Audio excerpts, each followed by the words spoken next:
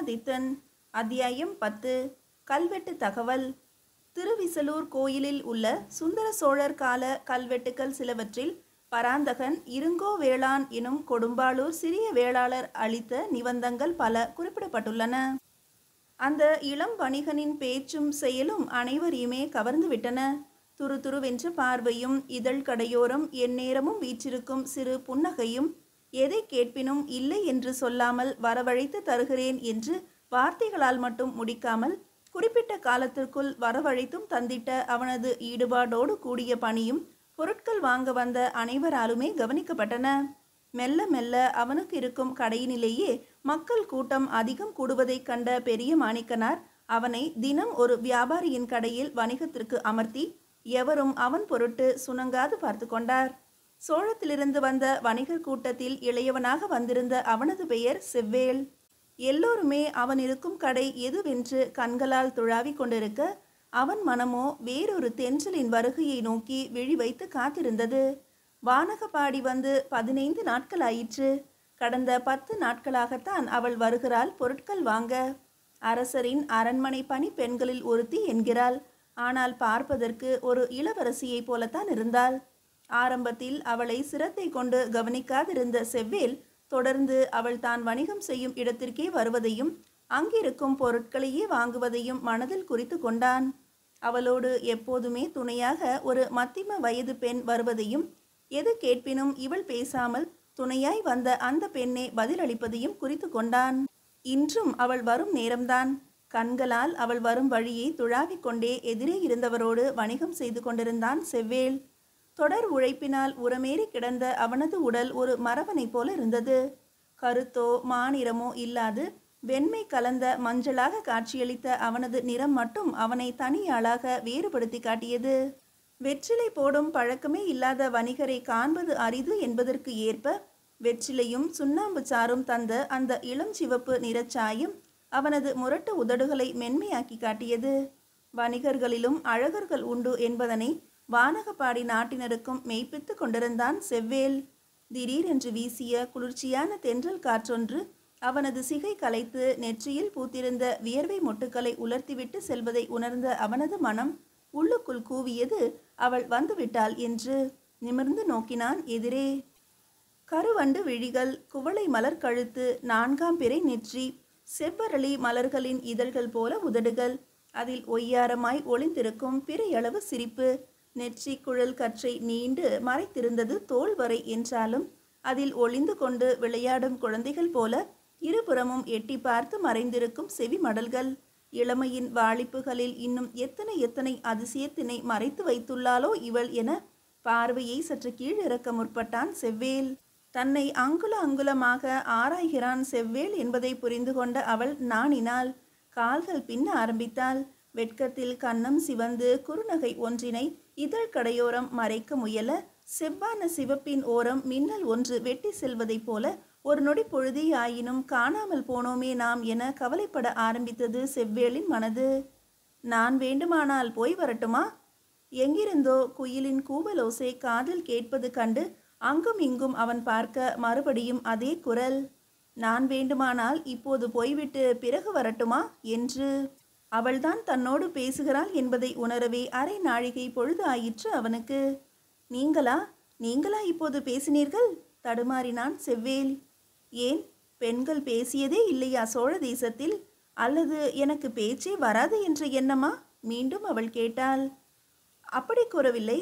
இதற்கு முன்பு எந்த ஒரு தேவதையும் என் முன்பு நின்று பேசியதில்லை. நீங்களும் இத்தனை முறை வந்தும் பேசி நான் கண்டதும் இல்லை. அதனால்தான் கேட்டேன் என்றான் செவ்வேள். அளவோடு, அதுவும் அவசியமெனில்தான் பேச வேண்டும் என்பது எனது கொள்கை.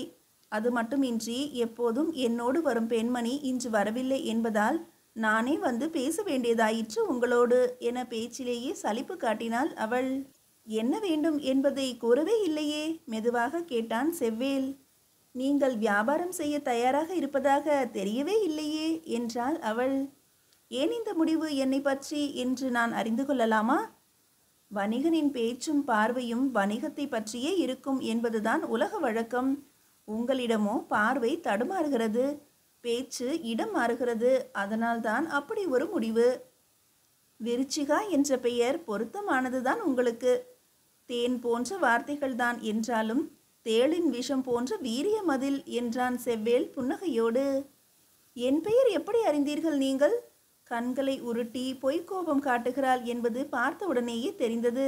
நானாக எவரையும் கேட்டதில்லை தேவி. தங்களோடு வந்த பெண்மணி நேற்று தங்களை அழைத்தார பெயரில், அதனால் தெரிய வந்தது அடியேனுக்கும் என்றான் செவ்வேல்.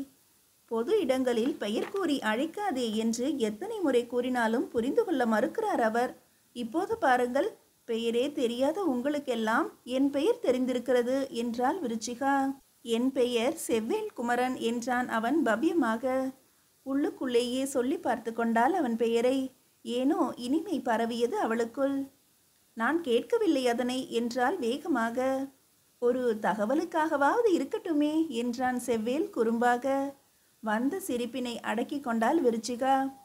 எனக்கு அகில் கட்டைகள் வேண்டும் புகை போட என சட்டென்று பேச்சை மாற்றினாள்.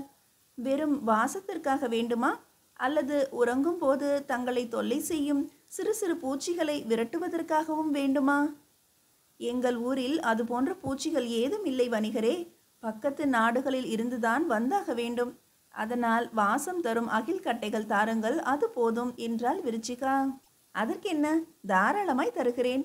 கூடவே பூச்சிகளை விரட்டும் புகை தரும் கட்டைகளையும் கொஞ்சம் வாங்கிச் செல்லுங்கள். அநேகமாக சோழத்திலிருந்து அது போன்ற பூச்சிகள் வந்தாலும் வரக்கூடும் என்றான் செவ்வேல் குறும்பாக. அப்படி வந்தாலும் நாங்கள் அவற்றோடே வாழவும் பழகிக் கொள்கிறோம். அது பற்றிய கவலை உங்களுக்கு எதற்கு? கேட்டதை தாருங்கள் என விருச்சிகா கூற, சிறு சிறு துண்டுகளாய் வெட்டப்பட்டிருந்த நறுமணம் வீசும் அகில் கட்டைகளை எடுத்து தந்தான் செவ்வேல். அதனை கையில் இருந்த ஓலை பையில் வாங்கி கொண்டாள் விருச்சிகா. எத்தனை காசுகள் தர வேண்டும் என விரைவில் கூறுங்கள், அவசரப்பட்டாள். நான் தந்திருப்பதோ அகில் புகையின் வாசம். பதிலாக நேசத்தினை தந்தால் இன்னும் சிறப்பு என்றான் செவ்வேல் மெதுவாக. என்ன பேசுகிறீர்கள்? வேண்டுமென்றே கோபம் காட்டினாள் விருச்சிகா. வேண்டியதை கூறினேன், நீங்கள் இயன்றதை தாருங்கள் என்றான் செவ்வேல் வருத்தமான குரலில். வேண்டியதற்கு அதிகமாகவே கிடைக்கும். இப்போதைக்கு இருப்பு இவ்வளவுதான். மீதியை நாளை வந்து தருகிறேன் என்ற விருச்சிகா கையில் இருந்த சில காசுகளை அவன் எதிரே இருந்த பெட்டி மீது வைத்துவிட்டு நகர முற்பட, எனக்கு கடன்பட்டு விட்டீர்களே என்றான் செவ்வேல். விரைவில் வட்டியும் முதலுமாக தீர்த்து விடுவேன் நான் என்றாள் அவள். அதுவரை இதனை மறக்காதிருக்க ஒரு உறுதி தர முடியுமா எனக்கு? என்ன உறுதி வேண்டும் உங்களுக்கு? அதிலும் ஒரு சில காசுகளுக்காக? இந்த அகில் புகை மனம் வீசும் போதெல்லாம் என்னையும் நினைவில் வைத்து கொள்ள வேண்டும் என்ற உறுதி எனக்கு தேவை என்றான் செவ்வேல்.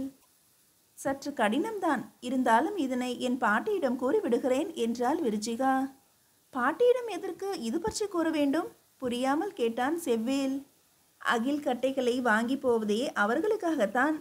புகையின் வாசம் வரும்போதெல்லாம் அவர்தானே உங்களை பற்றி நினைக்க வேண்டும். அதனால்தான் அவரிடமே கூறுகின்றேன் என்றேன் என கூறி கழுக்கென்று சிரித்தாள் விருச்சிகா. அந்த செல்ல சிரிப்பில் சிக்குண்டு போனான் செவ்வேல். திரு திருவென விழித்தான். அதனை முழுவதுமாக ரசித்தாள் விருச்சிகா. அவனது முகம் வாட ஆரம்பித்ததையும் கவனித்தாள். கவலைப்படாதீர் வணிகரே, பாட்டியோடு தான் நானும் இருக்கிறேன். அகில் புகை வாசனை வரும்போதெல்லாம் தங்களை பற்றி நினைவூட்டுகிறேன் அவருக்கு என்று கூறியதோடு அல்லாமல் மயக்கும் பார்வை ஒன்றை வீசி சென்றாள் மெதுவாக. அவள் சென்ற வெகு நேரத்திற்கு பிறகும் அவளது முல்லைப்பூ வாசம் நிறைந்திருந்தது செவ்வேலின் மனதை. மறுநாள் சொன்ன சொல் தவறாமல் வருகை தந்திருந்தாள் அந்த அழகு மங்கை. இம்முறை அவளது முகத்தின் மலர்ச்சி கூடியிருப்பது நன்றாகவே தெரிந்தது. இன்றும் உங்களோடு துணைக்கு வரவேண்டியவர் வரவில்லை போலும் என கேட்டான் செவ்வேல். நம்பிக்கையான துணை ஒன்று கிடைத்துவிட்டது என்பதால் நான் தான் வேண்டாம் என்று கூறிவிட்டேன் வணிகரே என்றாள் விருச்சிகா. கிடைத்தது வழித்துணையா, வாழ்க்கை துணையா கேட்டான் செவ்வேல். அதுதான் இன்னும் முடிவாகவில்லை. விரைவில் அதுவும் ஆகிவிடும் என்றாள் விருச்சிகா சினுங்கலாக. விரைவில் முடிவாகிவிடுமா? எனில் இனி இங்கு நான் உங்களை காணவே முடியாதோ?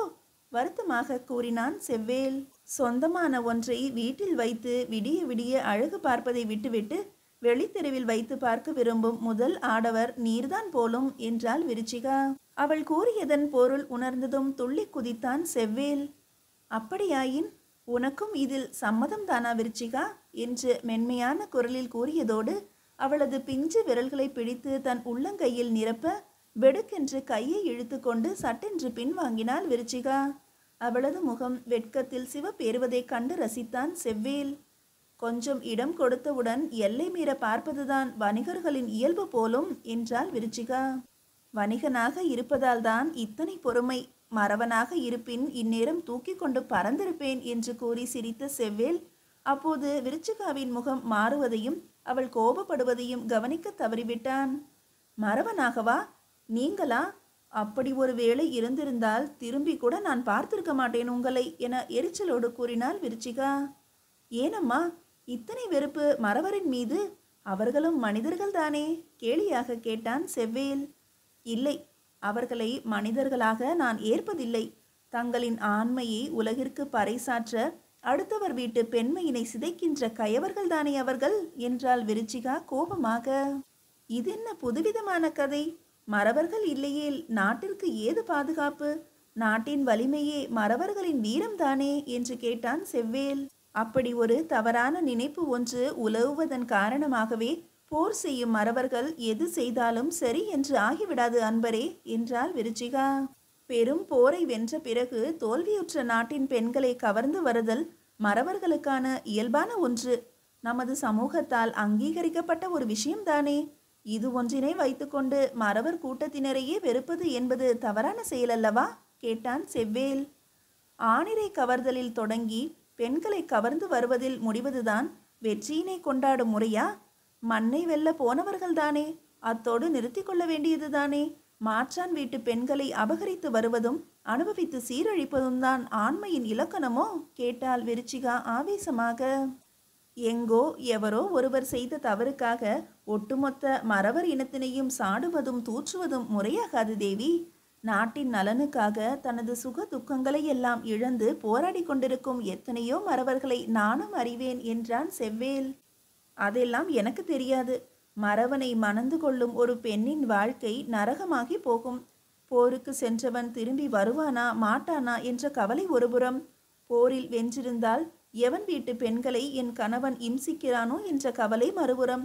போரில் தோற்றுவிட்டால் எந்த நாட்டு மறவன் என் வீடு புகுந்து என்னை இம்சிக்க வருவானோ என்ற பயம் மறுபுறம்.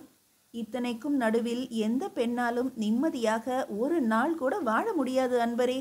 மற்ற பெண்களை விடுங்கள், அந்த ஒரு நிலை ஒரு காலம் எனக்கு வேண்டாம். காலையில் சென்ற கணவர் வணிகம் முடித்தாரா? வியாபாரம் நன்றாக நடந்ததா?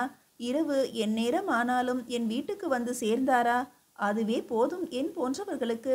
வணிக நிமித்தமாக வெளியூர் சென்றாலும் கொண்டு சென்ற பொருட்கள் பறிபோய் விடுமோ, வணிகத்தில் தன் பெயர் கெட்டுவிடுமோ என்ற பயத்திலேயே மற்ற பெண்களை ஏறெடுத்தும் பார்க்க நினையாதவர்கள் வணிகர்கள்.